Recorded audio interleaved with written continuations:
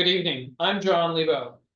Welcome to the City of Lake Forest Park City Council Budget and Finance Committee meeting. I wish to call the meeting to order. Does everyone have a copy of the agenda? Are there any comments on the agenda, any changes? With that, I will let, A motion to approve the agenda? thank you. Second. All those in favor of the, all those in favor of the agenda, please say aye. Aye. Any You say opposed? aye. You're part of the budget. Finance committee now, Tracy. Aye. As we're- Any nays?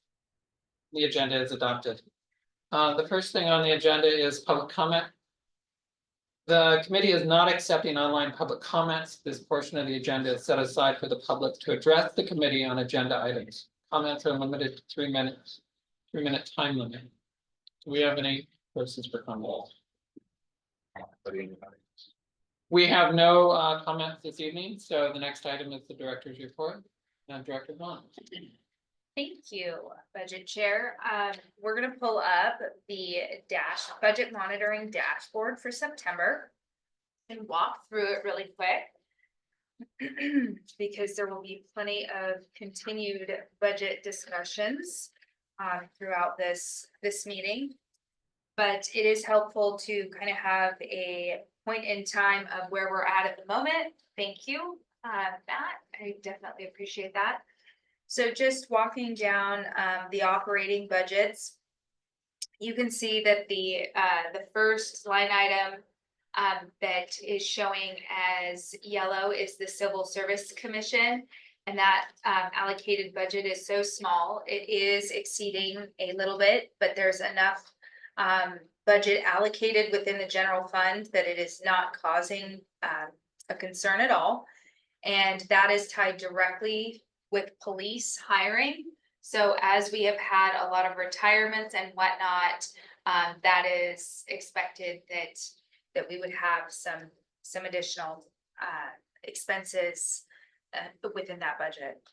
So then walking down to the dispatch, those invoices are paid on a quarterly basis, and Norcom is excellent at getting them in on time. So as you can see, that has been paid at 100%.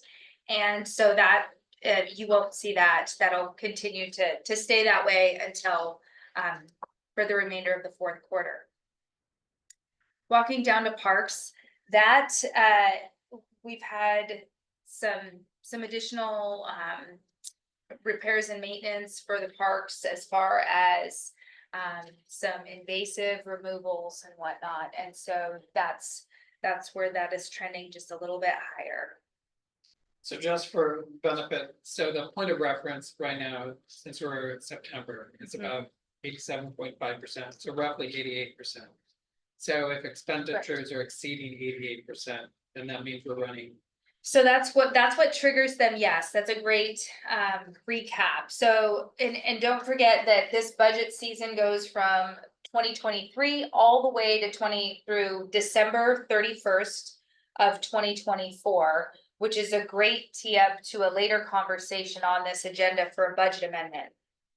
Because at the end of December 31st of 2024, that actually concludes the end of our actual budget, which then triggers a new budget, which is what we're working on currently.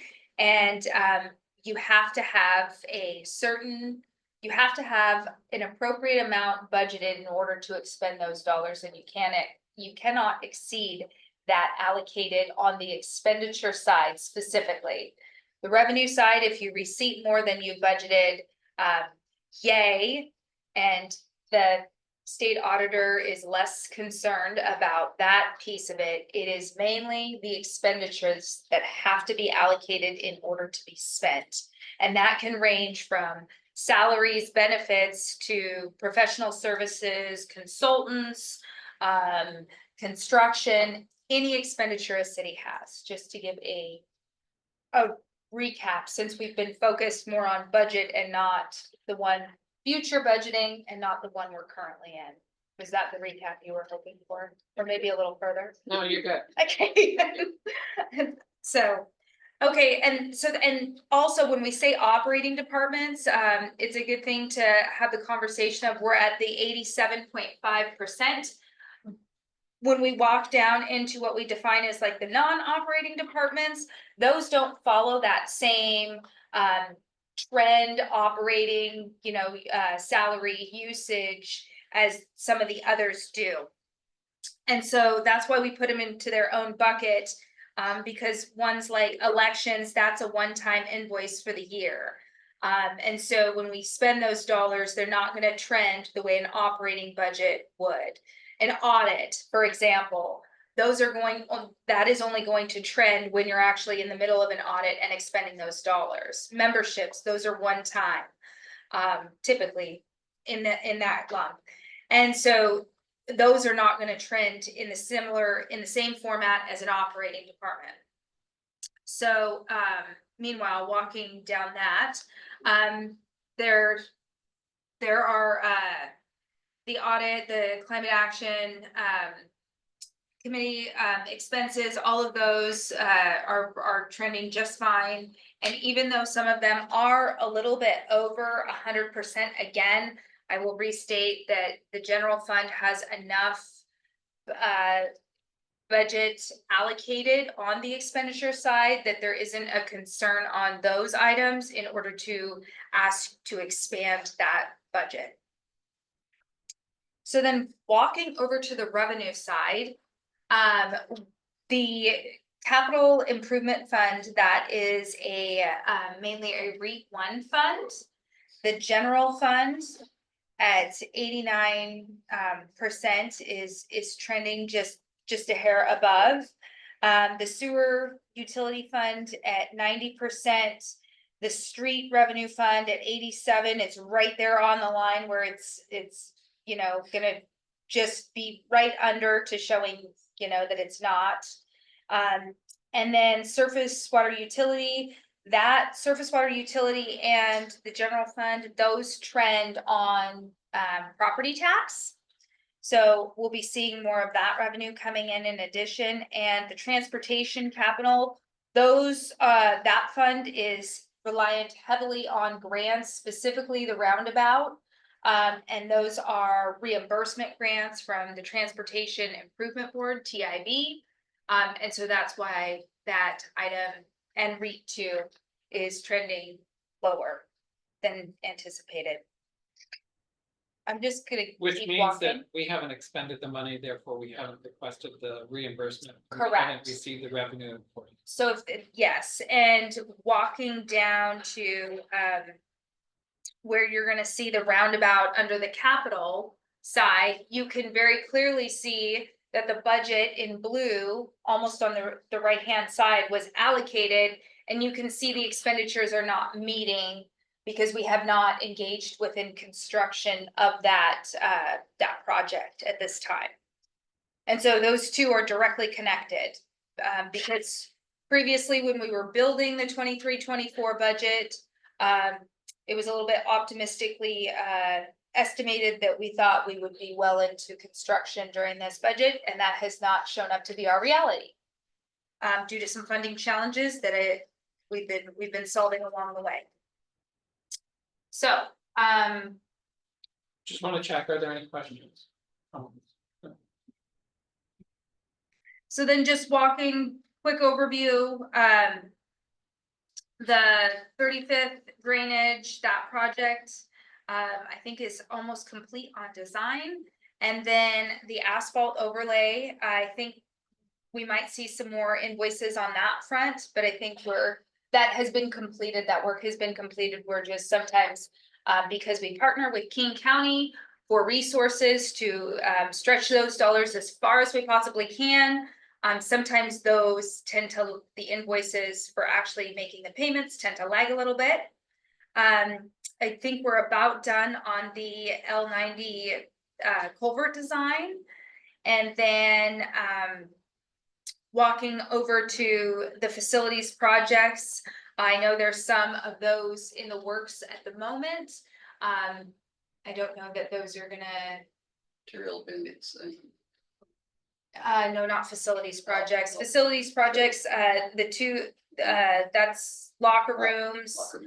Locker rooms, yeah. Finishing the BDA, what does BDA stand for? I Bi-directional amplifier. Thank you. I'm like, and I hate to do that, sorry, so thank you for, Yeah, so to, the BDA is being completed. We're just waiting on the fire department. And then the locker room, Katie is working on that with the chief. It will be done before the end of the year, so you'll see. that. Okay. So there's an additional mini CIP update on that. And then material bin covers, that is still in the process. Then Katie has been working on that. Our project manager, the pedestrian crossing, that's coming forward to you here, I think next Next week. yeah, during the next council meeting next Thursday. And then roundabout, I already kind of touched on that. I don't need to be repetitive. And then Safe Streets Early Action, that again, that fund is all about studies and actions that the city can proactively make in order to make our streets as safe as possible. And gain more information. I work here, I can fill in a couple of gaps on the CIP. Material bin covers, we will be bringing a first touch on the construction and construction management to you at your next meeting. Not next meeting, the 7th. I'm sorry, just got all the details back from our engineers yesterday and met with them, so that's coming forward. That's scheduled to be a February 2025 start. Work that out with the contractor to delay that, so we're not tearing all that up during snow season and fall.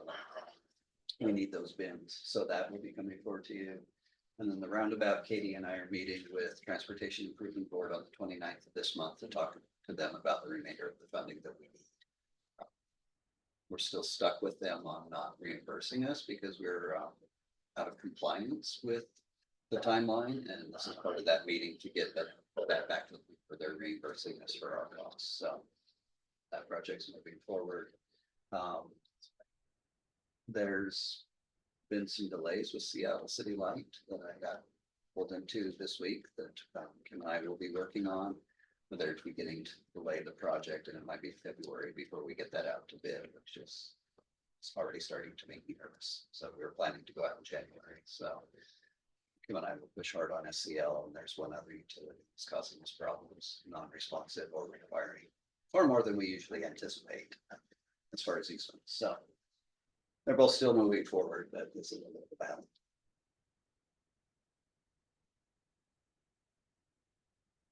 Thank you. Any questions? So the material bin covers, that's, I'm sorry, No, you're good. I didn't recognize you. You're good. Yeah. The material bin covers, what we see here, that's like the design piece, that's what's actually shown in Let's this see. budget. Yeah, that looks like it about is. Okay. design. Okay. Yeah, there's $600,000 in the CIP for the construction. You'll see on the 7th, the construction administration are going to come in for that. Okay. So, Thank you for that clarification. Yeah, and just to touch on that, on the back side of, when we walk to the next page, you have the actual dollar amounts too, just to remind on the graphs are great, but you have the up below on the capital, you have the budget and then the actual dollars allocated. Thank you, Matt, for walking down to that. So then the revenue by line item, scrolling just back up to here, there we go, that's good, it's perfect. The business tax, that's coming in on point. The construction permits, that's what you guys have been hearing about from Calvin. There has been just a little bit of an increase in construction permits. The motor vehicle excise tax, otherwise known as the gas tax, is coming in at 86%. That's definitely one we've kind of been keeping an eye on through the pandemic, and then just a little bit more so because it's an item that's starting to almost stay consistent, if not trend just a little bit down. So it's one we want to just continue to keep an eye on and be mindful of, and that walks into funding within the street fund. The mechanical and plumbing permits are greatly exceeding what we had budgeted at 153%. The passport revenue, big shout out to Matt right here and the Municipal Services Department and all of the, passport agents, I'm not even sure, we just are talking about a different name, passport acceptance clerks. Big shout out to them because they are definitely working hard and the dollars are coming in to show exactly as was described to council at the earlier portion of this year. So we're gonna take our little wins when we can find them. On real estate excise tax 1 and 2, that's trending at about 84%. That's just been one we've been keeping an eye on as the housing market was booming and then cooling a little bit. And it's just definitely one we've been watching and continuing to monitor. The sales and use tax is coming in at 90% and which is just a little bit above. And so we definitely I've been keeping an eye on that. And then the traffic safety cameras are coming in at trending a little bit high at 95%. So that probably will, it definitely will, because this is September. So you have October, November, December to that will exceed 100%, which is a big win on when we're talking about the revenue side. Councilmember Riddick. What in this line item, are we including the 24-hour camera revenue, or is this just the school zone, school time? Anything existing currently, or excuse me, let me rephrase that because the school walk zone cameras are existing. So let me rephrase how I just stated that. Anything that was in effect prior to, when was that, March? March would be a safe month to go back to. During that time frame prior to the school walk zone, that is what this number is showing. We are not showing any revenue within September, and actually we will have a continued conversation when we get to the budget amendment item on the agenda, a bigger discussion. But the traffic safety camera revenue that you're seeing right here on this line item does not include the new fund we're proposing to create. It does not include the school walk zones, only existing prior to any action that has taken place this year. Yeah, that's a great clarification. I just was wondering if there was any revenue on that during that September, but that was. Yeah, just red light cameras and school zone cameras. Yeah. And the new school walk zone cameras are going into 002. Okay. Represented. Will we have that on here? Could we have that on here? We will. Yeah. We will have that on, Revenue benefit. we will call it something different. I mean, it's technically the same. I didn't think about that until you just brought that up, because I can't call it a traffic safety camera. We'll call it something School different. walk zone. School walk zone, there we go, perfect. So, we'll label it different. Pull it out and then include it in the expenditures, the operating departments too. It'll be in revenues, expenditures, it'll be on both sides. Question. Will that'll also cover the speed cameras that we may or may not put on? Yeah, I was just thinking the So name the is probably name- not gonna be good because we could add other cameras Other and types of they're bus all, BRT lane Yeah, violations. yeah, a those few would be in things. that same 002 fund. So So- we'll have to come up with a more general name for it. Yeah, just make it complicated for you. Thanks, Phil. And- Thanks, Lindsay. We can adapt it. If we come up with a name that works for our current situation and we want to call it the school walk zone, we can change that. I was gonna say we can walk that into something else, but that doesn't probably fit in this situation. We can do a different name. Wouldn't you wanna know, wouldn't you wanna have maybe a subcategory under that that has all of the cameras that are a listing of what they actually are? So that rolls up into a number that is different than the traffic safety camera. So I mean, you know, if you're gonna get all these different cameras, it might be interesting to track how those are doing individually. We are going to track it by fund. I don't We know do how to- get from Vera Mobility by location. Well, Full that- one, No, not necessarily. but we'll figure that Yeah. out. Yeah, I want, you'll figure it out Yep. and you'll come back, Yep. because we have Yep. updated with. I like this by fund, but I think it would also be really nice to have a report where addressing. Have some other goods. So, and that completes my overview of the report. Are there any outstanding additional questions? Go ahead, Councilmember Riddle, and then I want to check with Councilmember Cliff. Knowing what you know, because we are now, looking, is there anything we should be expecting as a concern between now and when we get to the end of the year? Yes, and that, I don't want to say it quite like that. Am I asking to amend the budget? Yes, and that's what we're gonna walk into, and so So there's. anything else that might help, that you have concerns To about, my- when it comes to revenue? To my knowledge, we're gonna discuss everything within the budget Will be amendment captured. that I am Okay. aware of at this time. That's what I want to hear. Thank you. So I do want to check, Councilmember Furtani, did you have any questions or comments? Thank you for the opportunity, but I don't have it at any time. Councilmember Riddle had a great, had my question essentially, what do you need us for? But you've answered it. Thank you very much, Director Vaughn. Thanks. Thank you. With that, let's move to the next agenda item, which is the proposed 2025-2026 biennial budget for our city council deliberations and recommendations. And Director Vaughn, you have some handouts. Would you like to walk us through those handouts? Yes, I think. Start with this one. Yeah, we're continuing with the walking theme. Yeah. And the crosswalking is all over. Oh my gosh, I said that in the name, yes, apparently I am on a walking path.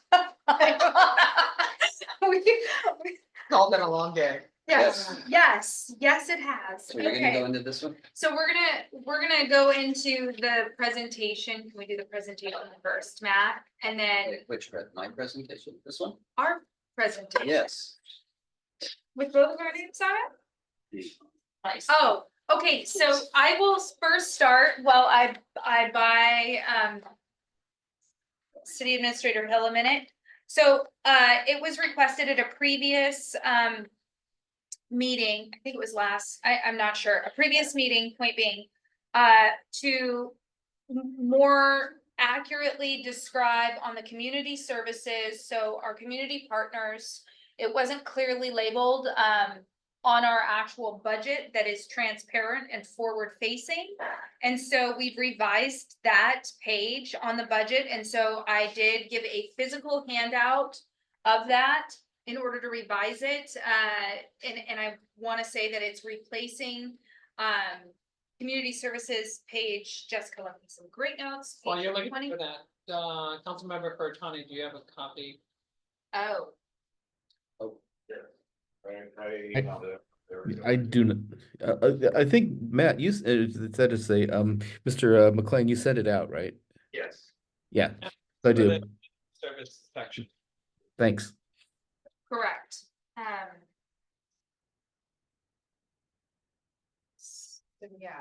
So this refers to page 87 through 91, even though the pages are not on this actual document that's been provided.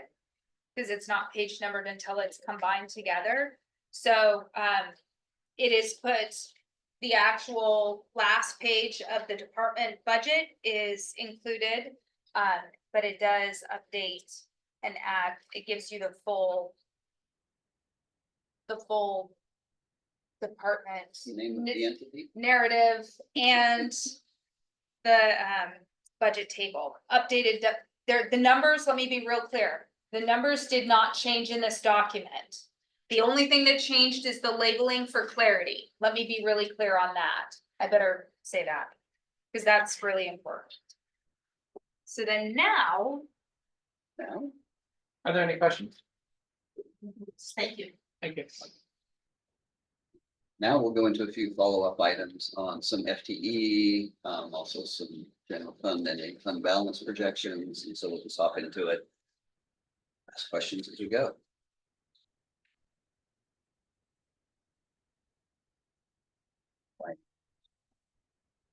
There we go. Okay, climate project coordinator. This is the one that we've been talking about, the additional position that council and the public have asked to add. And so what this looks at is a climate project coordinator is the title. You see the salary, benefits in total. So 120,000 base salary. Now that's top step of the position. And this is based off some research our HR director has done across other cities, roughly. Director Vaughn informed me that our benefits run as high as 48%. For a full family, and so that's 57.6 for a total of 177,600. Across the next line from solid waste utility tax, this is estimated and given to us by Republic Services. You can see what a 5% all the way up to 10% increase would give the city as far as new revenue to support this climate project coordinator position, which would implement the climate action plan, work with residents, work on grants, work with other departments to implement the climate action plan. Whether that's Public Works, BD, or just internal to City Hall. So this, if I was gonna make a recommendation, I think, 8%, that covers the position and also gives you a little bit of room as far as professional services. Just as we know there's going to be some costs associated with this, working with the Climate Action Committee, Climate Action Plan, and just some overhead costs. That would give you some of that room to make that work. So I don't know what questions you might have on this, but like I said, this was provided by Republic Services, at least the percentages based off their gross revenue within the city. Council wants to move forward with this, we would put this into the salary schedule. We'd also bring adoption of a new definition for gross revenue, just to make sure that nothing's clawed back and lower, so that they're reporting the full gross revenue for that utility. And then Wendy Weicker, who's a representative, would also be willing to come and speak to council just about how they partner with cities and what they've done for other cities, kind of their experience and kind of some of their goals. She was stating that system-wide 50% of Republic fleet will be, their goal is electric by 2030. So they'd be happy to come and talk to us and partner with us. And they're excited about this. Honestly, it was a good meeting. We spent about an hour together. So if you have questions on this one. Do we have an estimated per household, what this would be, what the rate would be from what to what? I know it's, if it was 7, I mean, what is the current average rate? I had that number, but I don't have it with me tonight. But I mean, if you pay $30 a month, it's about 50 to you, 5%, 10% would be $3. So we could get those numbers for you, and that's something that would come forward as we work with Republic. I'm just wondering, because it may not be a large number, but whenever you're talking about an 8% off of something, it would, somebody might. So I think to get it into an actual dollar amount, an average per household, I'm thinking it's $60 some. I'm thinking. A month. Yeah, $63. And it depends on every household. Right. I've got it. Some pay around $30 a month. Okay. And you remember these are billed on a bi-monthly basis, quarterly basis. Okay, quarterly. So, at 10%, it'd be $3.20. And So it's not a large, then it shows that it's not. It's not a large amount, and we've tried to drive it down as far as we can, getting the salary aligned appropriately. Yeah. And giving you these options of 7, 8, 9, 10%. Councilmember. Oh, thank you. Councilmember Fortoni. Right, thanks, and I appreciate Administrator Hill, you getting all these numbers from Public Services. Yeah, and as you emphasized, I think these are the maximum ranges for the salary and the benefits, yes? This is what a step 6, so this is at the top end. Depending on where you hire within the market, we've been bringing people in at step 3, step 4 to be competitive. They've got a lot of experience, so you just never know where you're going to come in. So we budget for top step when we're talking about a new position. Okay, so I guess my question is this, and cognizant of what Councilmember Good was talking about, trying to make the bite as minimal as possible to basically get the work that we need done. Would it be advisable to start off with a lower percentage and raise it, or basically start with a higher percentage and lower it as we tailor the costs to what we need? My concern with going lower is, and any additional costs would be mostly related to general fund, and so your general fund would need to Mhm. support any costs overruns you'd have, say, in professional services. The idea is this position would be within the community development department, and we budget their professional services quite tight, and so any upset to that, you're gonna need additional funds there, and I think it's appropriate that this utility tax support, whatever overhead is necessary. There'll be some one-time costs as far as desks and things, but just ongoing operations. That's why I would recommend, the 8%, or maybe split it, do 7.5. I don't know if we can do halves, but Okay, yeah, and I'd like to basically see, as Councilmember Good pointed out, what the average bill would basically, it would result in. And yeah, and trying to keep it as minimal as possible, try to have as light a footprint as possible. yeah, I do have a spreadsheet that shows what each, what a can costs. There are so many different models. There's, if you have your own cans and they pick them up, it's one rate. If you have one of their cans, it's a different rate, and different sizes of cans. So we can get you a general idea of what that looks like. And Chair Lebo, can I ask one last question? Yes, please. Okay, yeah, and Administrator Hill, do we know what the other nearby municipalities are charging in terms of their utility tax? On this one, I know that Kenmore charges 10%. Okay, I don't know what other For, cities are for charging. this For this exact utility tax, they're charging 10%. 10% to be able to fund a climate project coordinator. Yeah, I don't know how much of that they plow towards the climate project coordinator, but yes, they, when I talked to the city manager over there, they instituted this at 10%. And their other utility taxes at 6%. They're regulated by law to help fund these types of positions. Councilmember Hill. Would this type of utility tax be able to be senior and disabled exempt? It is. We have the opportunity. Yeah, Okay. yeah. Always the same ones. Same as Councilmember Bolden. So first question, those numbers, for the utility tax, is that both residential and commercial? Residential, commercial, multifamily, that's everything wrapped together. Okay. That was their gross revenue, based off of their gross revenue report, so they ran it up. And then, I don't know if it's as relevant for public, but for some of the other utilities, like the total amount of the bill. Only like a relatively small portion is actually the utility charge. And a lot of it is other extra fees. And so knowing, would the 7% be on the entire bill or just on a fraction of the bill that's like the cost of the garbage can? Do not know the answer to that question. That's all I asked them for is the gross revenue. It's what it's based on. So whatever they define as gross revenue. And I did not share with them our new definition, their city attorney. So they could, if there's some things they're carving out currently, it could raise it slightly. But in terms of the numbers, I could be okay with either 7 or 8%. I think 7 seems like a good fit, but as you said, it doesn't include professional services. But I could be convinced as to either of those as a starting point. Yes. Mayor I just looked at my bill, and it's roughly $40 a month. $39.57. So just for. That, I think that's important that if there's any outreach that's going out to the public, that we give them, instead of saying it's 8%, it would, increase the Absolutely. yeah. Yeah, we've done that in the past when we did the other utility taxes, we provided that, so.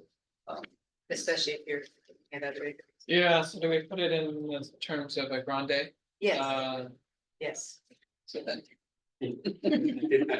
No, that's 10%. Or Oh, pardon me, smooth. Any other comments or questions about this? I think what I'd do for next steps is bring you back 7 and 8%, what that means to the households. I think, yeah. Sound I think that- appropriate? And how many copies to go with it? How many copies go with it? Yeah, pretty small. Okay, moving on to the next position. Public Works staffing, and I'm sorry, this is small, this is why you have a printout copy, and hopefully Tracy can zoom in on the screen. And so we've had this discussion before of, so we have a senior project manager and a project manager. Senior project manager position, when filled, has all of the transportation projects, all of the culvert projects, all of the NPDS, and it's too much. And so as we've looked at this in the mayor's proposed budget, we had looked at just adding one of two things. We could either add an active transportation project manager, which would be funded roughly 80% by the new 002 fund.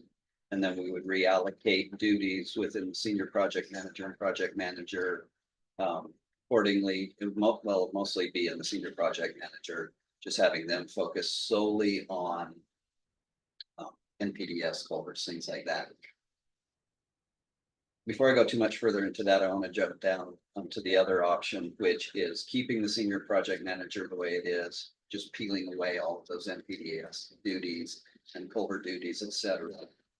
And starting a new position that is 100% funded by surface water. So the fund that is doing the work for fully funds it.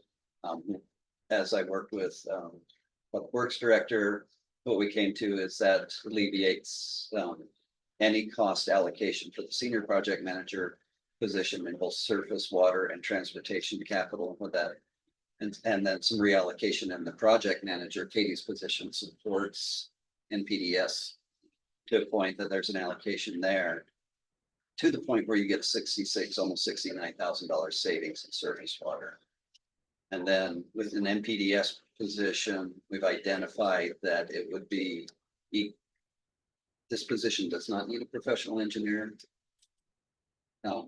certification, does not even technically need to be an engineer adjacent. As Katie's reached out to King County, our consultants, other cities.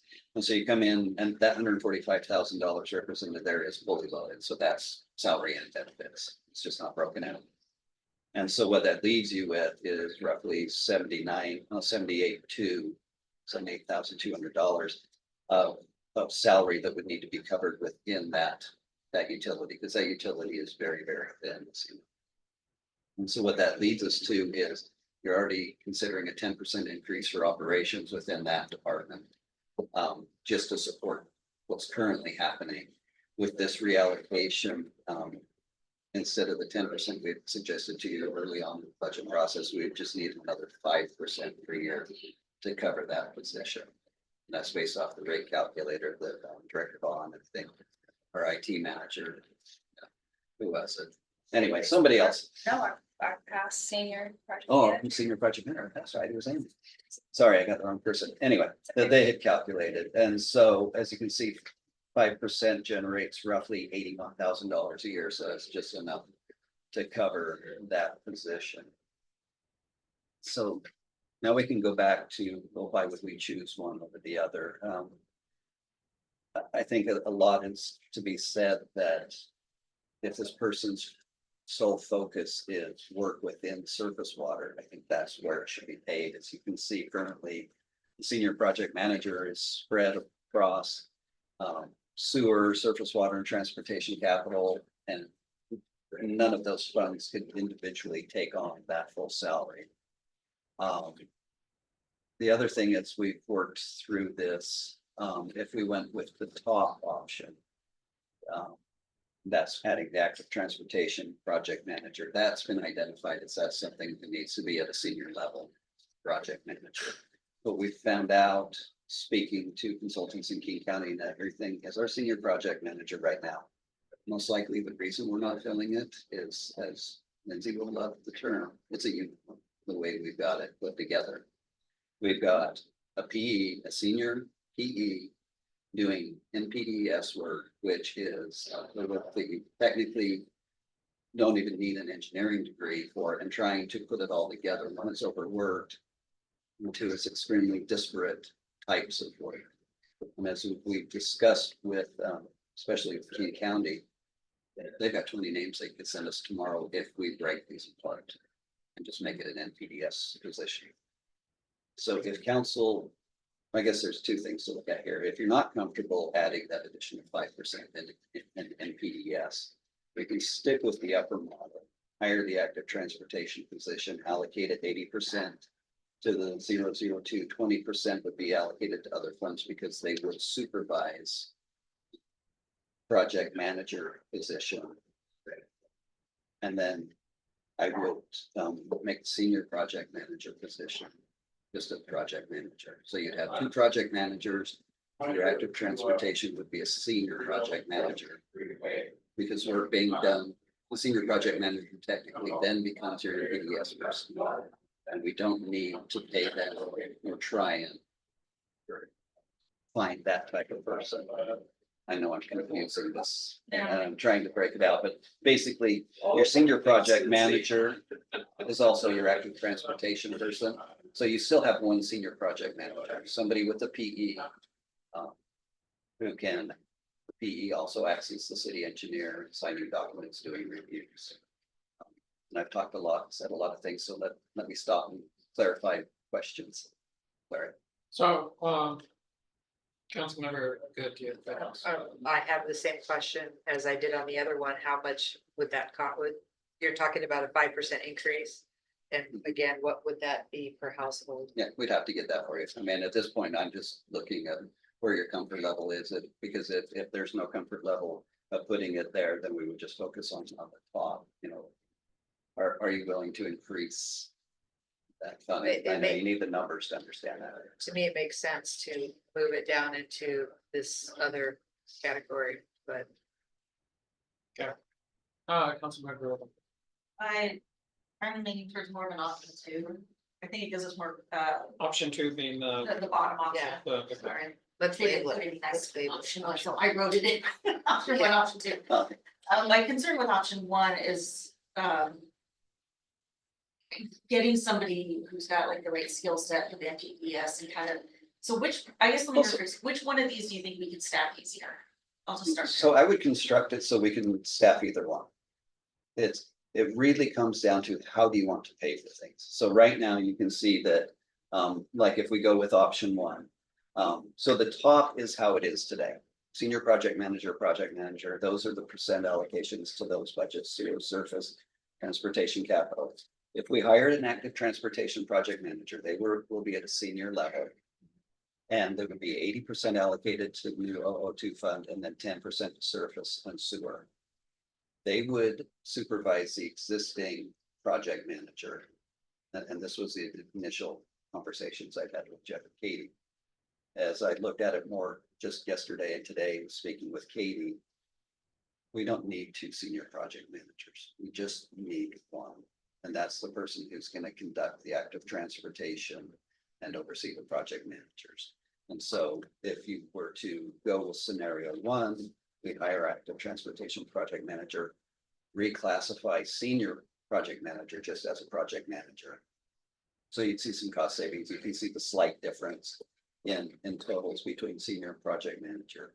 So we would ultimately end up with one senior project manager who'd be the active transportation, take care of everything roads. You know, as we presented to you, the idea behind a new multimodal active transportation, as well as overlays.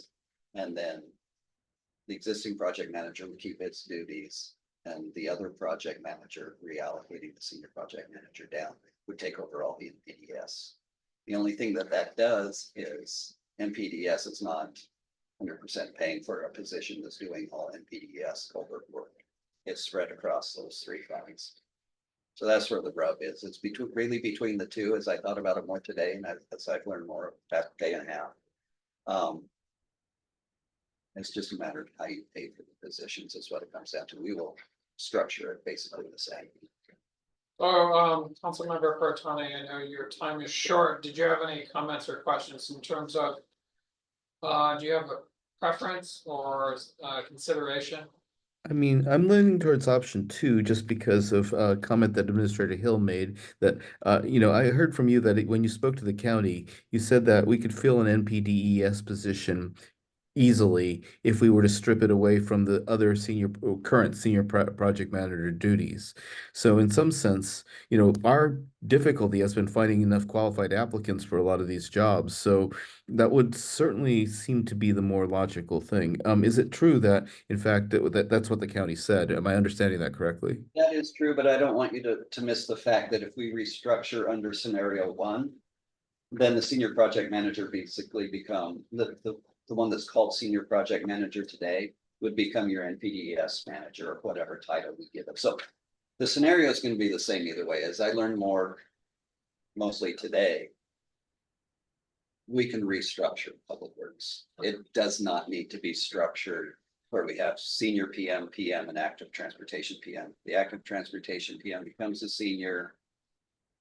This current PM, Katie's position remains. Senior PM gets reallocated to NPDES. The only difference as I work through this today now, and I know this is confusing, is just how you pay for it. We will structure it exactly the same. It's just, are you going to pay for NPDES 100% with surface water funds, or are you going to spread out as it is above? What do other cities do? Good question. I'm sorry. I do not know how they budget and allocate their staff. Councilmember Gold. Thanks. So looking at allocations, it seems like option one is closer to the status quo. Option two would require a 5% increase in the surface water utility fee.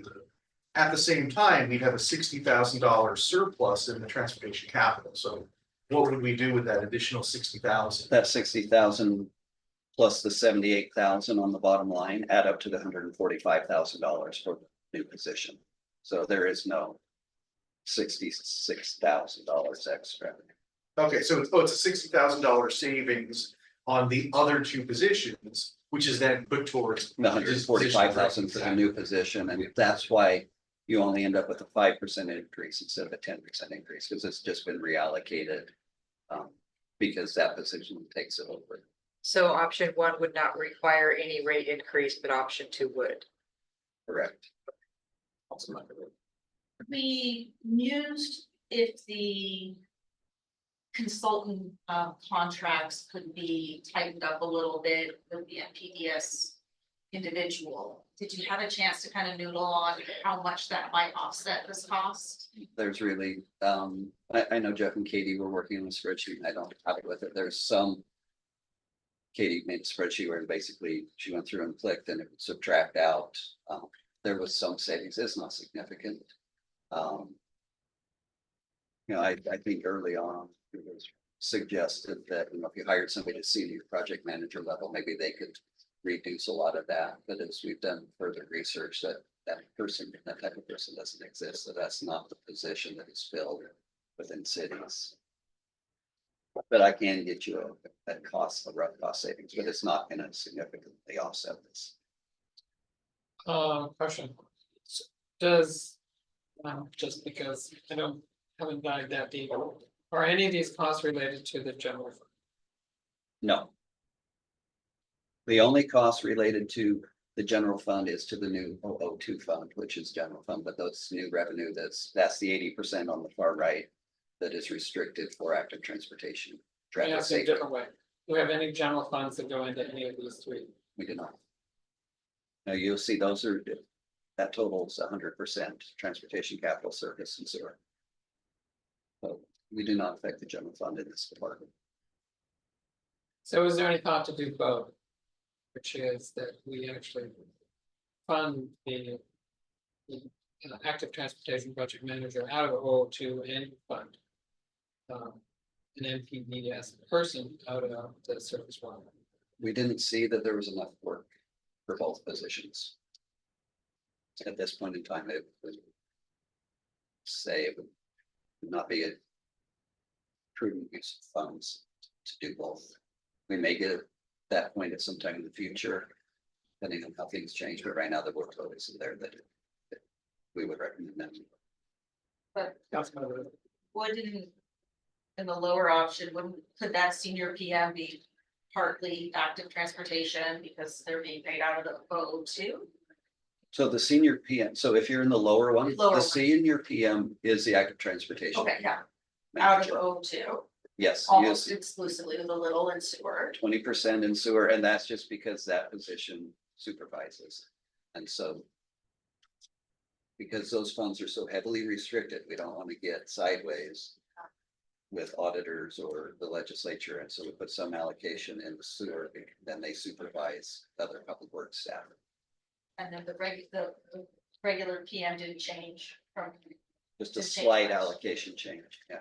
just a little shifting of percentages, and then can the NPDS be funded? Not wholly under the surface, but with any of the other funds, is there, because we have now a little extra in transportation capital. I'm just trying to figure out, like, can it be kind of a blended approach? This is what I always ask. Is there a happy medium? Possibly. Like I legit. think transportation capital is pretty stretched on funds as well. Honestly, any savings you have anywhere is It's gonna it's be gonna help that fund, elsewhere. yeah. Sewer, surface water, transportation capital are all really tight. Okay, thank you. Jeffrey. Councilmember Gold. Yeah, two thoughts. So first, I'm strongly supportive of splitting these into three disparate positions, that transportation person and PDS person, and then general project person. From previous discussions, when we've talked about kind of the general, overall health of a lot of these funds, it seemed like the surface water fund was causing us the most heartburn. And so it seems like the upper option is less demanding on the surface water fund. So I suppose I would lean towards option one, just so that way we're not putting too much strain on one of our more strained funds. So that's what the 5% does, by alleviating the stress of the other positions and then adding the 5%, you cover that. The other part that you're looking at is the other 10% that's in the budget, just to keep that fund operational. So this 5% and reallocation just adds that position. There are other problems that you could probably, in the surface water fund, are addressed otherwise. So if we look at it by what is the funds, what's the status of the funds? So the transportation capital fund could really use more money. Surface fund could use more money, and the And sewer sewer fund could could use use more more money. Correct. But which of those is the most critical for this biennium? So the 10% that is in the mayor's proposed budget helps, and that's per year of the biennium, helps address the problem in the surface water capital. Okay. This, and then reallocation and this addition of 5% just pays for the new person. But that other 10% is taken care of. Yeah, so we kind of broke it into two pieces. The 10% ask of just to keep the wheels on the bus of, I guess you could say, and keep the operations and salaries, etc., just moving forward, not doing anything glamorous besides trying to keep up with these continually increasing costs of maintenance, repairs, consultants, in order to help us stay in compliance. That was the 10%. The additional 10% asking 20% was for staff. Now, if you start moving the marbles around and we're talking just surface water, that additional 10% was funding a higher, it sounds like possibly, then maybe we'll end up needing at that time. So that 10% that we put in the preliminary budget was the best information we had at that time. And that was at the senior project manager level. That's what basically Phil is bringing forward to you tonight, is possibly some other options. If you spend less money in the transportation capital being 302, you're not going to spend it on salaries, you're gonna end up spending it on projects. So that's your give and take in 302. 401, that's another rate driven fund. So 401, 403, those are called enterprise funds, back to the fund structure. And those are little mini businesses that have to stand on their own 2 feet.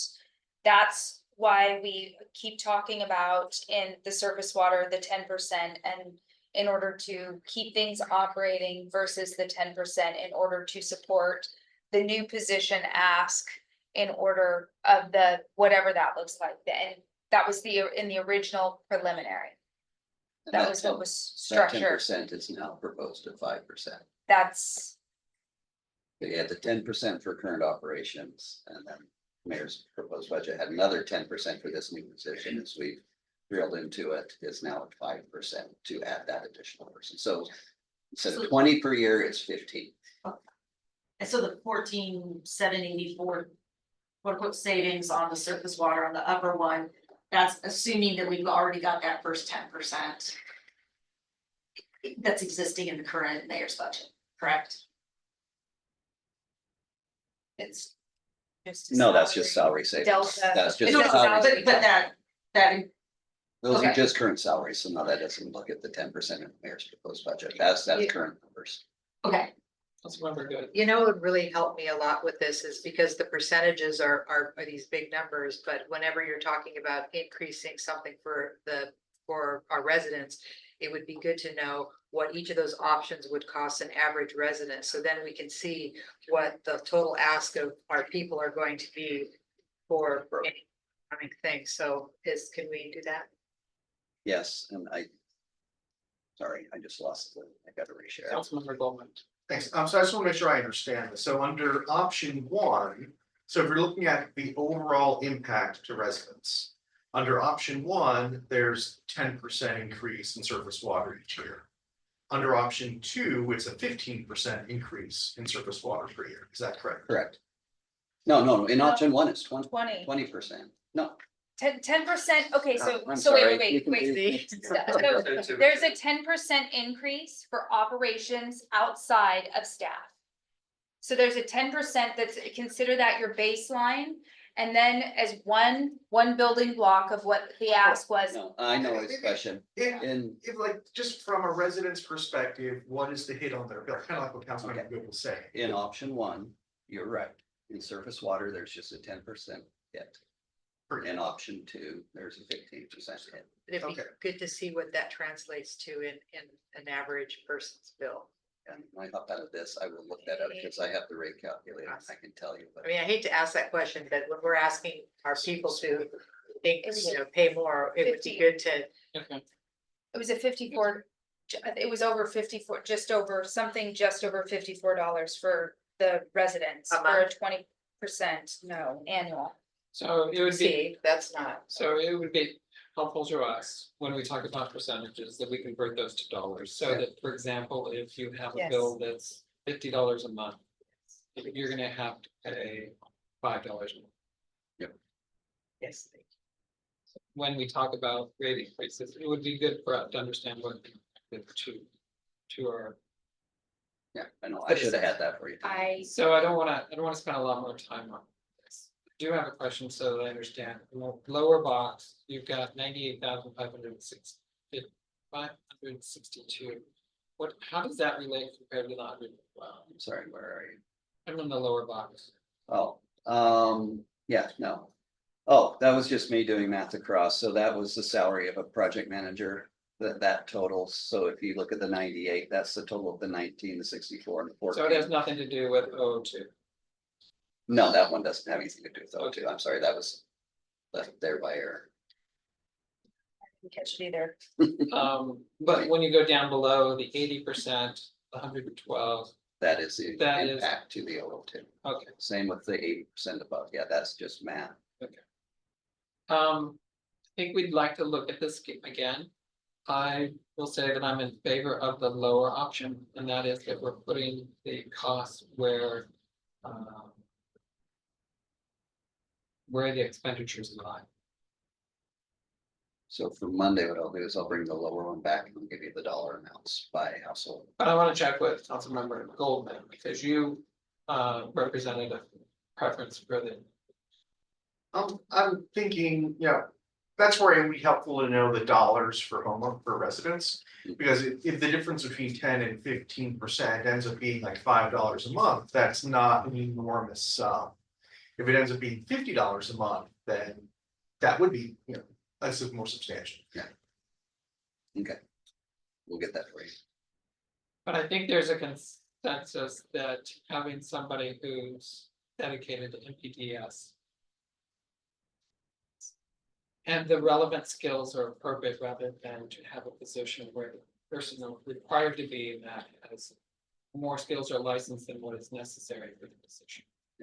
And to that, I just want to make the point that whichever funding we did, we would rewrite that senior position to be the same as the one in option 2. But my point just between the two is having the appropriate fund paying for the services that are being provided. Oh, any other comments or questions?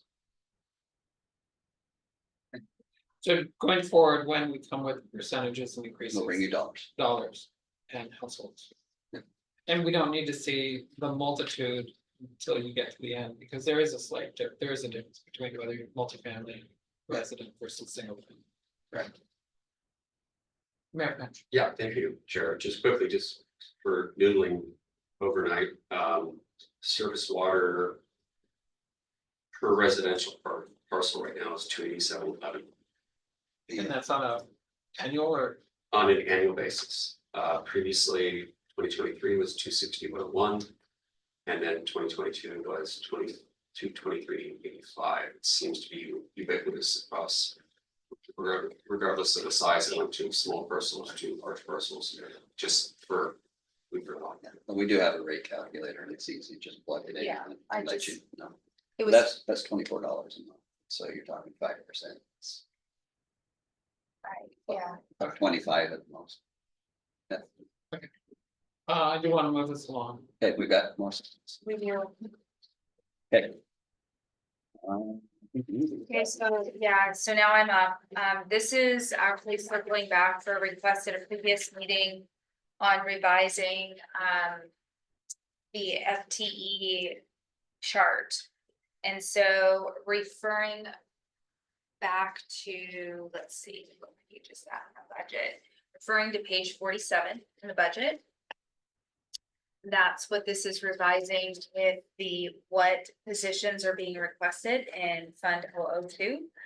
And what is then currently being proposed and the delta of that change.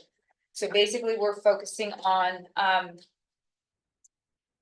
if you look at 2025 and 6, that in the executive department, that 0.8 is the additional request of the HR specialist that was in the original mayor's preliminary budget.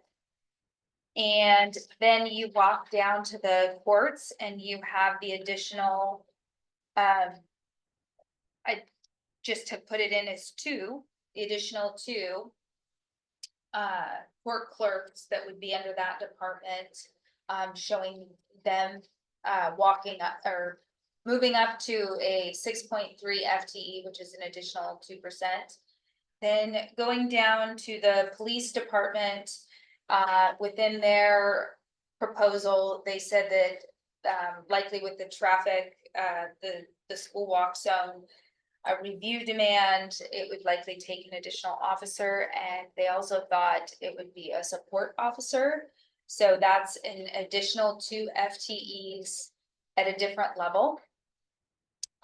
Moving that, and then as we discussed, I actually skipped over, you're gonna see actually a negative 0.35 as we discussed. I tried to make sure that it stayed transparent on the screen. So the community service, that FTE, which is for the domestic violence advocator or community person. Not sure, domestic violence, I'm not sure Advocate. exactly. Advocate, thank you. I'm like drawing a blank. That 0.35 that we support for that employee then walks down to adding under the police department. So you're gonna see that there's an additional 2 and then the additional 0.35 under that line item. And then going down to public works. Going down to public works, you're gonna see that this was just a best educated guess.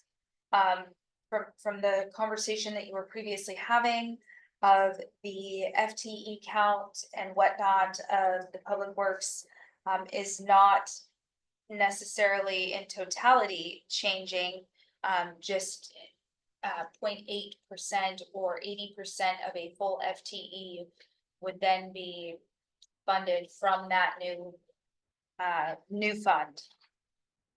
Which is showing an additional delta of within the public works of a 1 FTE.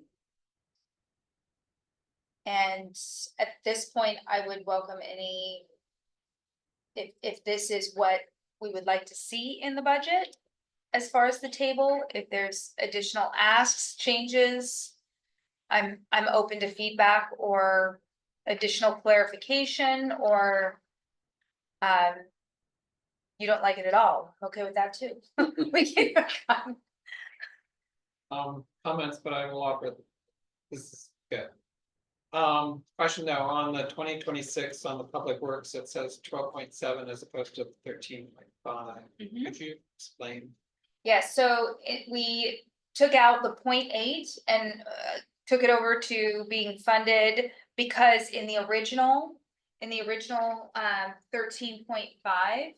We did increase and put an NPDES. If you look at the detailed, if you walk to the next, if you go to the next page of page 48 or 9, you will see that it was accidentally not highlighted, but you're gonna see that a senior project manager has 2 FTEs to add up to that 13.5. So that FTE was included, but because of the conversation we were just having prior to going to this slide, which is why I placed it after, and this can be revised depending on what comes out of the previous discussion. So it's not 0.8 necessarily of an FTE. We're asking to increase by an additional full-time employee. But what we're saying is the 0.8, 80% of that person's salary will then be funded out of the school walk zone fund. That's what we're showing here. It's still a +1 totaling in the delta, just. And then I welcome feedback on that. But I guess I'm still trying to, admit it's been a long day. I had 2025 is 13.5 and 2026 is 12.7. Cause they both should match. They should both be They should- 12.7. They should both match. That's all I'm trying to understand. Cause it's been a long day. Okay, Yeah.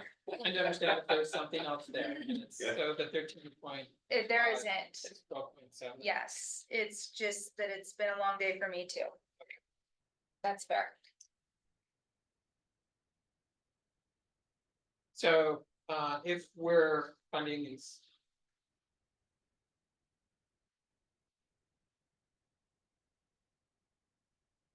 Well, we would have a new person for the NPDES. Yes, So the total FTE would go up. goes up by 1. Yeah, So the, where would that show? the delta, That's the delta. the delta is showing as 1. So we went from 12.5 to 13.5, and you get to propose 25, 26. And the other 3 just show the allocation between the current funds and the new OO. So is the 12.7 really 13.5 for both years?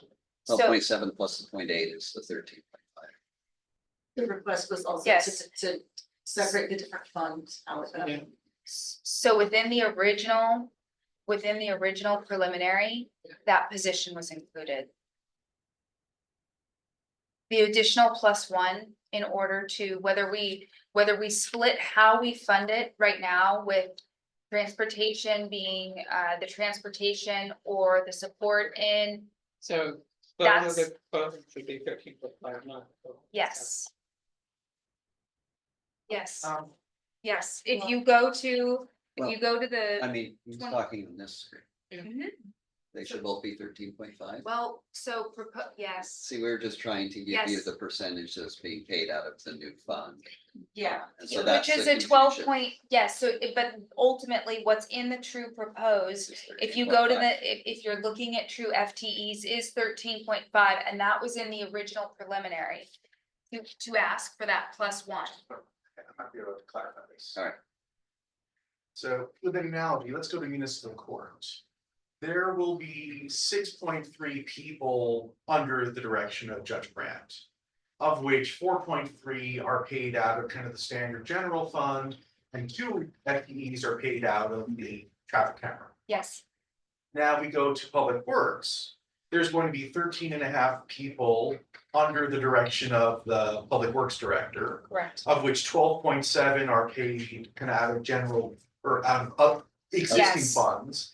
And 0.8 are paid out of traffic camera fund. Correct. So going back to that 13.5 and 2025 should be 12. Yes, So 12.7, correct. yes. Yeah, okay. It's Okay, The total proposed FTE is a true 13.5. I'm gonna move this along. Yeah, I will That's click to the fair. next slide. I feel sorry for people who watch That this are- later. Okay, here's your scary. okay, so, just making sure that I have been in providing the requests that have been asked for. This is the general fund 6-year forecast. So we show the history to show that, yes, we have been very fiscally responsible. And I'm just gonna say that conditions are just changing as far as not just one item, and there have been one-time funds that have been continuing to carry us for one reason or another. And this last trench was definitely the ARPA funds. And costs and expenses are going up at a significant rate at this point for wages, consultants, healthcare. It's not one area. It's dispatch, it's jail, it's everything, it seems like, under the sun, any consultant costs. So all of your I mean, and I'm just gonna stick to general fund here, but your consultant costs, every single cost seems to be going up. Your postage, your everything, everything that general fund pays for.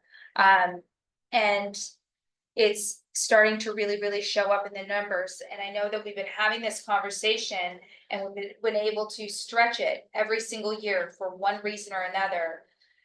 But when I definitely got this all together, and I'll admit that it was just last night, very late, in order to have this for this meeting. That's part of the conversation that we're walking into with, being very honest about our future funding challenges with the, through this budget conversation and through the future conversations, that we are starting to have with the community. So to read this, let's take the graph on the left. Yes. So the green line represents our 16% target that we want to have. That's our reserve. So our goal is not to drop below that green line. That is correct. Okay. The blue one represents the starting fund balance. So if you look at Yes. 2017, 2018, our target was just under, was like $1.8 million. And we had reserves of about $2.2 million. Yes. That's our starting point. And then if you draw an arrow to the line above it, the orange dot, that's where we ended up at the end of that particular biennium. So at 2017, January 1, we started at 2.2 million roughly. And by the end of that biennium in December of 2018, our reserves have grown to $4 million. So where the orange line is above the blue line, you can draw your arrows up from the blue dot to the orange dot. So that says that each of those bienniums, our reserves were actually increasing. Yes. And then correspondingly, when you get to Yes, and so 2025, 26, you can draw from the blue dot again, you're drawing to the orange dot. So that says that our reserves are going down. Yes, yes. Starting into 25, 26, it very clearly is showing that our expenditures are outpacing significantly our revenues to match those on an ongoing basis, meaning that we are asking our unallocated fund balance to support the city's that additional, but it can only support it for so far. So what this is saying is basically walking to between between the biennium of 27-28 and 29-30, we no longer will actually be meeting what we define as our minimum reserve. So in the, so if we go to the next one, so our starting fund balance in 27-28 would be roughly $7 million. And then by the end of that biennium, December 31, 2028, we will be at about $3.2 million. Which is still above our reserves, but going down fast. And so the one that gets everyone really excited is the 29-30 biennium. So when we look at the difference between our reserves and our target reserves, there are a couple things that we can think about, which is we can invest those reserves, such as build capital projects, or we can use the reserves to say we're going to smooth out the impacts to our citizens. Or at some point we can say, well, we need to transition to having additional revenue enhancements. The question is, when's an appropriate time to do that? Because we are talking about a levy lift. And so one of the things that we need to consider is people looking around saying, well, should you spend your reserves down to a certain level before you ask for more money? Either because you're investing it by doing some projects, or you're smoothing out the cost to citizens. Because sometimes it's a heavy lift to say, I want you to pay more, but we're well above our reserves. We might say, well, that's an appropriate thing to do, because if we collect a small amount now, we can still have a decline, but still not get below our reserves at a future date. So it's one way to say, invest a little now in an enhancement, revenue enhancement, so that we don't have to do it a large basis at a future date. So we smooth out the sort of, how do you say, the tail end slope. Yeah, it eases the slope. It eases the slope. It eases the slope. So from going dramatic, even if we can figure out, and I will again give a very big shout out to all of our departments who don't, once we allocate budgets, they don't just spend them, they only spend them if it's necessary. And there's some reasons, some other reasons too. I don't like to say salary savings, because that one hurts departments significantly from not having people, and sometimes we end up spending more money in consultants. That being said, that there's some gives and takes on both of those sides. Thank you, Chair Lebo. Just a couple of thoughts. One, as I look at this, I think about sort of the peaks here.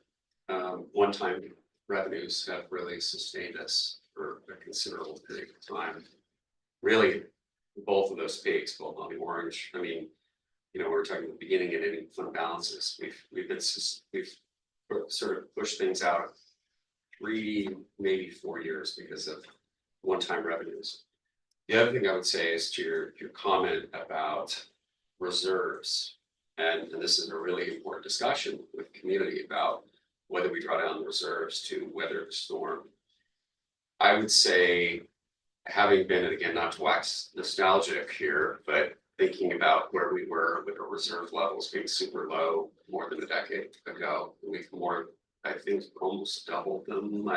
Don't quote me on that, I can't remember, my history is getting confused here, but it was certainly considerably lower. And when we think about the magnitude of the storm, I think it's the most important thing when we come to the discussion about drawing down reserves. For one, I look at reserve level of $2 million for a city of our size. And I think to myself, how comfortable would I be drawing that down by $1 million or so? And I have asthma and I'm glad I have my inhaler nearby. So I would say that that is an important conversation to have with the community. What is their comfort level when it comes to the level of the crisis? And I look at this line here where cross without ARPA funds, or if you even back it up further without one-time revenues, that line gets closer and closer to where our immediate horizon, and we need to be very considerate of making sure that if there's a very serious storm, you will, using that analogy, that we have reserves to weather. That's a really good point, and so it's a conversation that we need to have coming next year. And the thing that we want to say to the public is that we are spending their money appropriately to get the best value.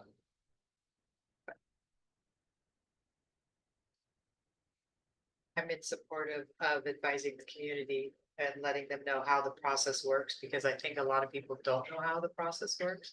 So even including them in on what we're, what the process is that we're going through might be helpful, because not everybody listens to these meetings. So, and that's a lot of comment that people will talk about, well, how come this and how come that? Well, if you put it out there, then they will know.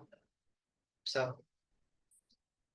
Councilmember, And I think the community sometimes doesn't quite understand how much we leverage other people's money, Yeah. right? And so we can only talk For about sure. one-time funds, we're kind of talking about grants, so it's a lot, almost, well, probably all of the really cool things we've been able to do. We have paid a very small percentage of what it would take to get them done. The lakefront park, Roundabout. the roundabout, I mean, all of these large projects feel like we're spending a lot of our money, but we're spending other people's money. And we're leveraging that to get great things for our community. And sometimes I hear like, well, let's just not do those big projects, but that's not really saving us a lot of money. So I think just kind of making that very clear to the community that these ongoing revenues they're just to keep us afloat as a city just operating. And so when those lines start falling and crossing, then that's just, we can't use the money for Lakefront Park to help that because it's not our money and it can't be used for operations. So just want to make that really clear to the community, anybody who might be watching, because I've heard people say that, well, let's just not buy that park. It's not really our money buying it, right? It would be great to have whenever there's these large projects, maybe put a percentage by it of how much is funded by outside money. You don't have to go into where the money came from, it could be grants or whatever, but so then they will know, because I agree with. Yes. thank you. And it's a really good comment, and if by chance we update this table, if you could make the graph on the right side the same scale. Yeah, I was trying to, anyway.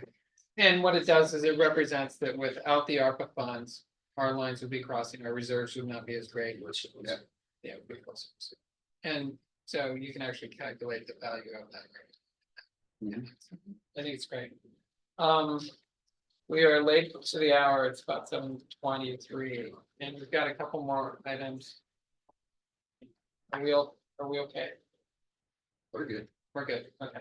So with that, though, I would like to move on to our next items, which are the first new business is resolution 24/1974, authorizing the mayor to sign a contract for to conduct a traffic study. Thanks. And so, as I put in the executive summary, this came out of the March 26th, 2024 council retreat. This contract or proposed contract with Transpo encapsulates those items that were identified. I'll just read them real quickly for the public, you may listen later, but the priorities include develop recommended speed limits for state routes and evaluate the possible installation of traffic safety speed cameras locations along those two state routes. That would be SR 522 and SR 104, Ballinger Way and Bothell Way. Evaluate traffic safety camera locations, specifically a new red light camera pair at SR 104 Ballinger and 35th Avenue Northeast. And then possible additional school zone camera near Brookside Elementary due to the geometry of that road. To get around the corner, you can just pick up the speed again. It's been witnessed a lot, and so they would explore that, see if that would be feasible there.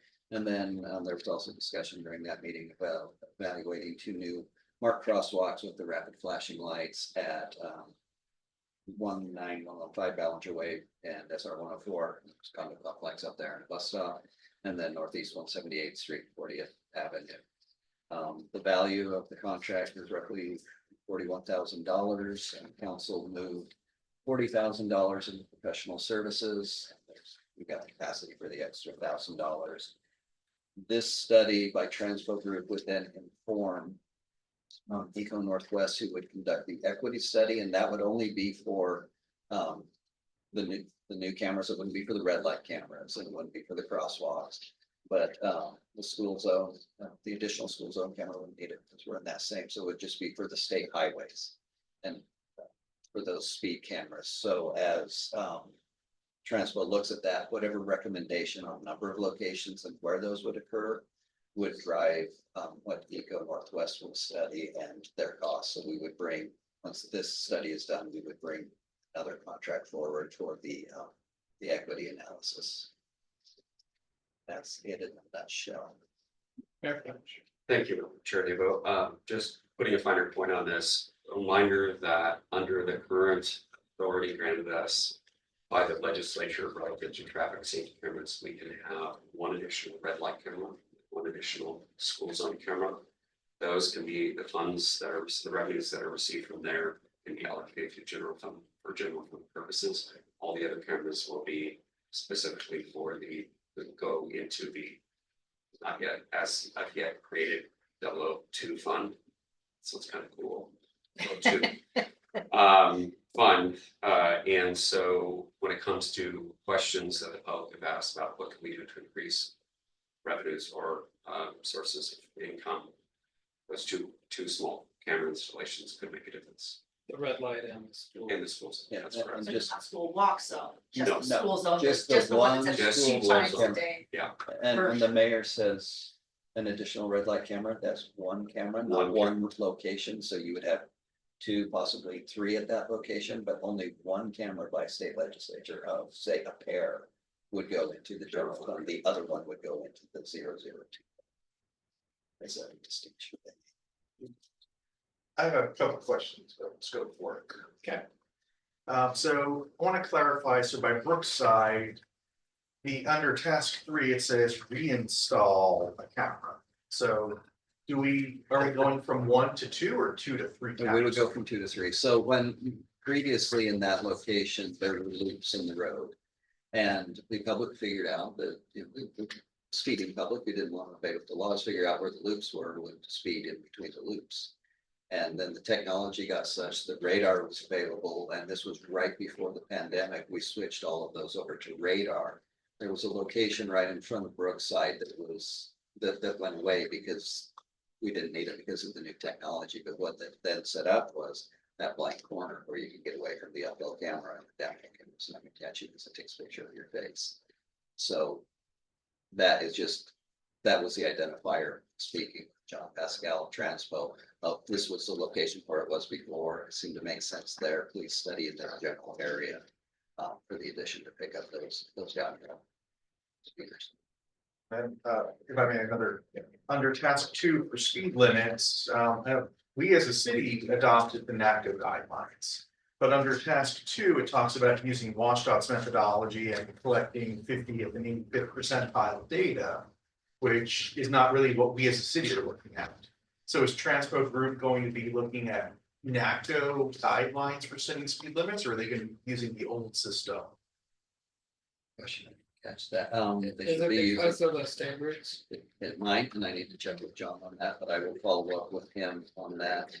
I'm not sure the applicability. Because I saw that as well, and if there is an opportunity on the state routes to use the NACTO, that would be. And that was under 2. Yeah, task 2. because in a practical sense, while they might officially be state highways, they are effectively the same kind of roads as everything else in the city. And so, yeah, NACDO is looking at not what they're legally classed as, but how they're utilized. And that would seem to be a more physically health wise, meaningful way of looking at it. Any other questions? No. Councilmember Ritt? What was I about to say? Oh, front facing cameras. Didn't the new state legislature allow front facing cameras ticketing? Am I remembering that correctly? No, there was. Front You'd facing be cameras in able front to of the take the car. picture of the front of the car. I don't believe so. it passed. I don't think that passed. Okay, because it was in one of the languages, I just can't remember if it was the one before June 1st or the one after June 1st that had that language in it. I'll I look it up believe then. Yeah. the pretty city sure that attorney did. and I looked at that and that wasn't in there. Okay, Bill. that's- Councilmember Good, did you have any questions? I agree with that's okay.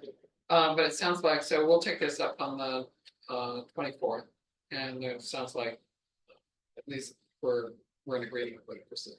Okay, I will, I've got this tentatively on the cal for next week. I'll just be able to give you a quick update on the NACDO portion of that. Councilmember, It's just a long-term planning, as we start taking chunks of the city and doing these studies, could you kind of collect a map, even just with highlighters, we can see where they have done their studies and where versus, and then how long that study is valid for. Yeah. So those are the kinds of things I'd like to know. I don't know if there is any limit that's been set on how long, like the equity study is good. Yeah, I would think on the actual installation of cameras, you'd want to act fairly fast. But we'll have to take a look at that. We have this great map that we could add it to that you see. And the healthy street stuff is being added to that same map I presented previously, so. So I think it just to track us and keep us aware and get to help us with our equity, where have we studied in the city? To make sure that we are equitably studying the city as well, from our perspective. with that, so we'll see it a couple more times. Correct. Okay, And John Pascal will be here on the. 24th. So that'll bring it down to the next item on the new business, which is ordinance 24-1297, amending the 23-24 budget, and ordinance 24-1298, creating a traffic safety fund. Correct, so this is kind of but there might be page numbers. 21. So if you go 223, so if you go to page 23 in the packet, so basically I'm gonna walk through the table on the packet to just yeah, I'm just gonna walk through the actual table. So on the general fund, so first I actually will take a pause and step back. Well, I'll do it once we get to it, never mind. It's late, I apologize.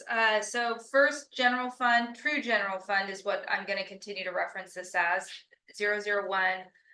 It was my mistake that I forgot to add in the second portion to close out the lost revenue on the ARPA fund, so 107, and so we just need to show that on the revenue side.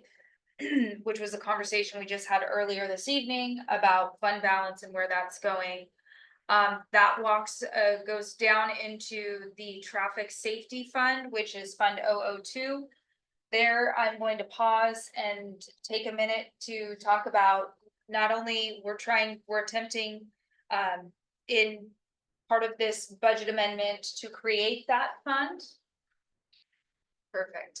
To create that 002 fund, because it does not exist at this time. It will be a sub-fund of the general fund. And in order, first we need to create it through a separate ordinance to add it to our code.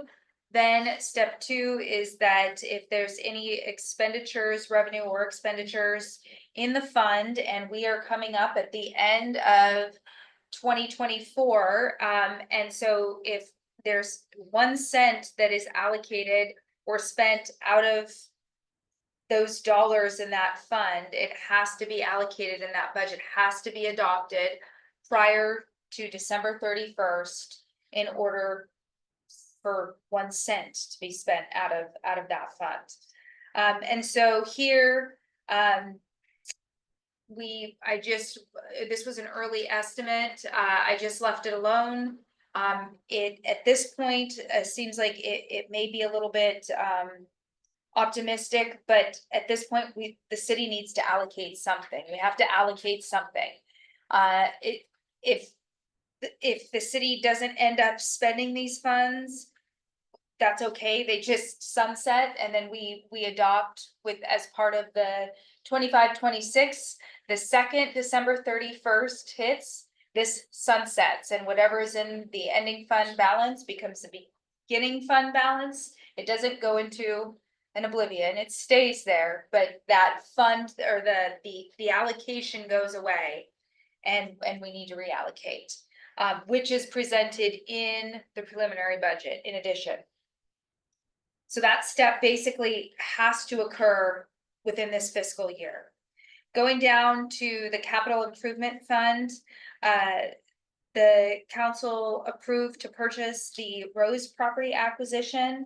So in addition, we need to allocate that expenditure in addition to the additional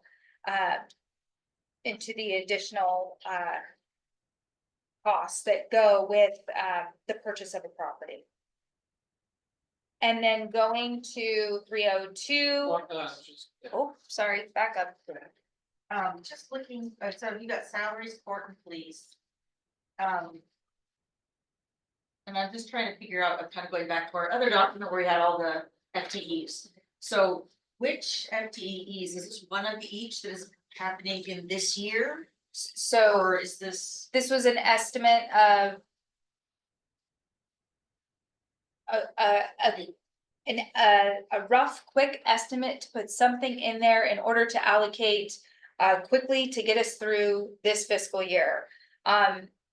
It doesn't estimate, it was only about 3 to 4 months worth of partial salaries. So it wasn't anticipating hiring anybody within this fiscal year, but looking at the load based on the workload, based on the camera, and revenue and the workload that was going to be driven from those tickets as far as review from police and court. That was going to help us start moving the ball forward to what the city felt like they needed to support and get that ball moving forward. So these look like big numbers to be a quarter of an FTE. It was, Knowing what we know now going forward. it's going to be more than one person. It'll be probably a partial of both. And I think these numbers were conservative at the time and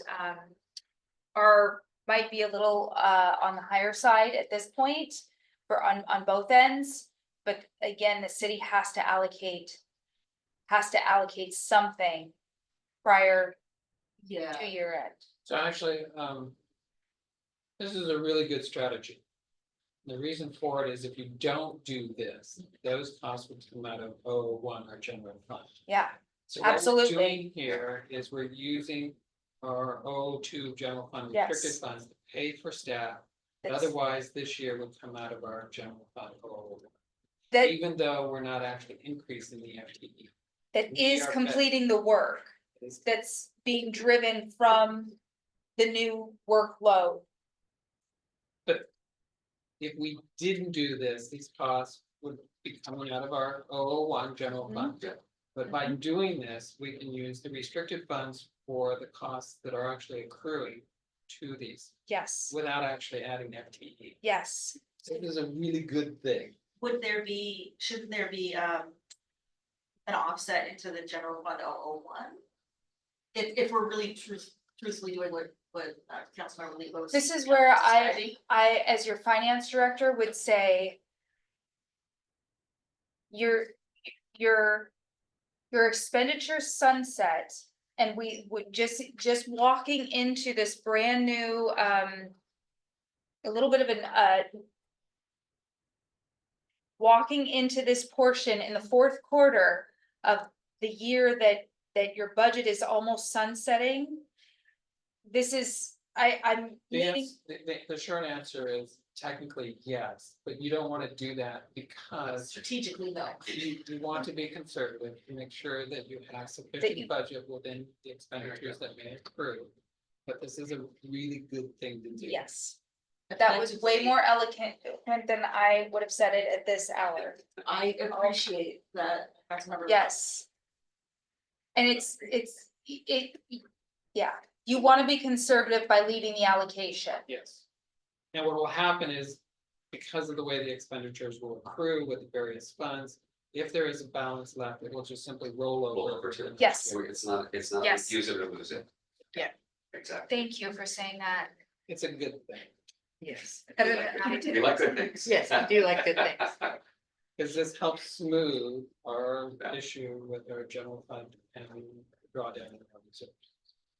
Absolutely. It's spending the dollars where they're appropriately and accurately. So, thank you.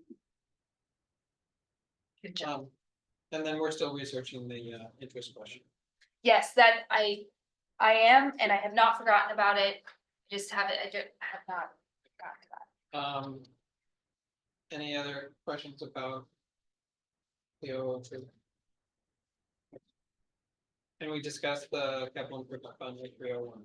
Yes, Okay. that's the. Turning the page. The allocation of the purchase of the property and the additional costs that could be associated with that.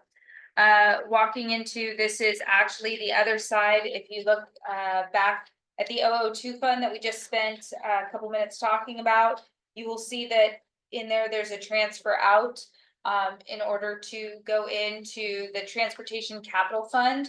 So the revenue and direct expenditures will be expended from the 002 fund. That being stated, any capital project that takes place within transportation will be funded out of the 302 fund, because it has to fund from a true capital fund.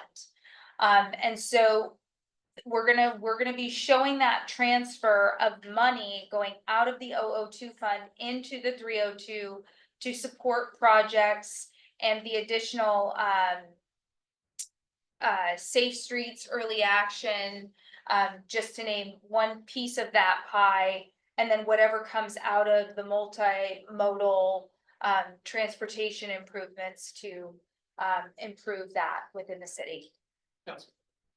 Is there any concern about it being in a combined fund coming from that restricted money into here with that No. different restriction? No, Okay, no, because the money won't move until we know what it's moving for. okay, It won't just move. But at this point, we're again, back to the fourth quarter. And so if there is something that the city wants to, that door has to be open to allocate the expenditure, allocated on the revenue side. So that money can move if there was an opportunity to spend money this year. And if the money is not going to be spent, it will sit in 002 until council decides what it's going to be allocated for. so. Okay, cause some of this stuff council doesn't get as involved in, some of the projects aren't. You will know what this money is But going these to are pay for for. very specific You- projects and you- you would need us to. You would be, engage council for will these be, projects. and I'm looking to city administrator Hill. Council will be driving the decision You bet. bus on this one. Okay, Lean off. That's, you know, that's why Making it's in sure. a separate fund to keep it all Straight. very clear. Ending fund balances, beginning fund balances, very separate. do we? Moving funds from 002 to 302, do we need to do anything with the budget? Throughout next year or whatever? Adjustment because it's moving between funds, or is that something? It's being proposed and allocated in your current budget. That being said, if more revenue comes in, more expenditures are requested or desired to go out, that's a conversation of again, an early estimate, and then we'll, as we talk through dashboards, as we talk through all of it, you'll be very informed on what's going on with those funds and where they sit Yeah. and what they're being, and if we didn't, if our early estimates were off in one way or another, and there's changes that need to occur, again, you will be very well informed. So that'll move us down. So- to sewer. Yeah, so walking quickly, the sewer metro charges on the sewer allocate operation fund. It just looks like we budgeted just a little bit short. And as I previously stated during the budget dashboard overview, we cannot be short. And so this is the transfer through of the metro charges, and I have been very clearly told that I need to describe that a little bit better. That it is the wastewater treatment plant that we pay directly to King County. It's a true pass through. So money coming in from sewer and money going out. So, and then walking down to the sewer capital fund. It was previously stated that the Beach Drive sewer lift station, that actual budget for design was allocated, and upon a double check and review, that needs to be completed prior to the end of this year for that design to move forward. And then going down to the surface water fund operations, this is, I am tying this back to because there's been a lot of inquiry on these two items, being professional services for engineering and the systems maintenance of operations. And I'm tying this back to very early estimates back when you asked for 6-year forecast in March. There was some very detailed notes on the side, but then the numbers didn't match the numbers in the notes. Very luckily, I found that they were just trying to match what we had put in the budget, which made me breathe. And so I am very optimistic that these two line items will not be expending the full ask of these dollars, because that being said, I can tell you at the end of 2023, there were some very large invoices that came in the surface water fund at the 11th hour, basically in January, and I can't afford it. We can't afford as a city. That budget has to be allocated. If it's not spent, it rolls. It'll just stay in the fund balance and not go anywhere. And I'm just being very transparent about that. So the professional services on the engineering front and the system maintenance and operations, those two. Going down to this is an internal housekeeping, and this one I have to 100% own. So the transfer out of once we went from the vehicle fund to the information technology fund, we transferred 150,000 to create that beginning fund balance in the 502. I just missed the step that it's a true expenditure out of the 501. This is what we would call a housekeeping deal. So it's just the 150,000 that we took out of the 501, being the vehicle and equipment fund that also used to house the information technology, walking it down to the 502. It's just truly, it's already been done. That being said, it needs to be shown as a true allocation on the expenditure side at 501, and then just showing you both sides, the out of the 501 and the in on the 502.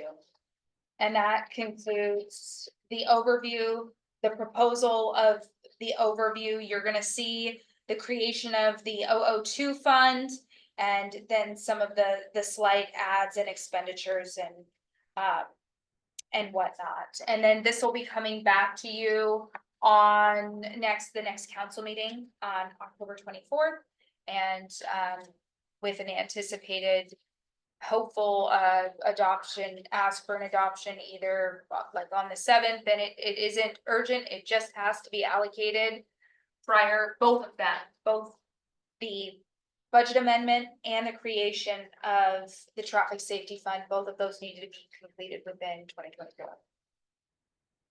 Councilmember Goldman. Councilmember Riddle. Good, you're good? If we can circle back to me when you're done, I've got an answer for you. I'm circling back to you. Okay, thank you. Back to surface water. So a 10% increase for the household adds $27.09 for the year. The additional 5% on top of that, that's another $13.54 a year. So a total of $40.63 over the year for a household for surface water to support that fund and support that position. What's the 10% again? I didn't get that paid. $27.09. And then if it's at 15%, that goes to $40.63. Difference is $13.54 a year between the two. So if that's broken down into a monthly, it will, even though it's the same figure, it will make it more palatable for our citizens. They Just a pay- suggestion. That's paid as part of their tax. Their- Yeah, their no, property it's a tax. Property one- taxes. One lump sum. Well, biannually. They'll buy. Yeah, so they pay it Two in. lump sum. Yeah. Yes, but so they it pay it goes over two over- payments, so. I was a salesman. So $20, it'll add $20 to each bill roughly. For my further comment, this is not based on property value. It's one and done, Yes. based on the parcel. Yeah, it goes up to like $311 from 2.7. Thank you for that. So it's progressive. That's correct. Well, thank you, Director Vaughn. For the Good job. presentation, and just want to check to see if there are any other comments or questions. Hearing that, none, I will adjourn at 7:50. After all that information. Yay. Discussion, right? Just do you guys have a 25th month? Where you receive invoices that are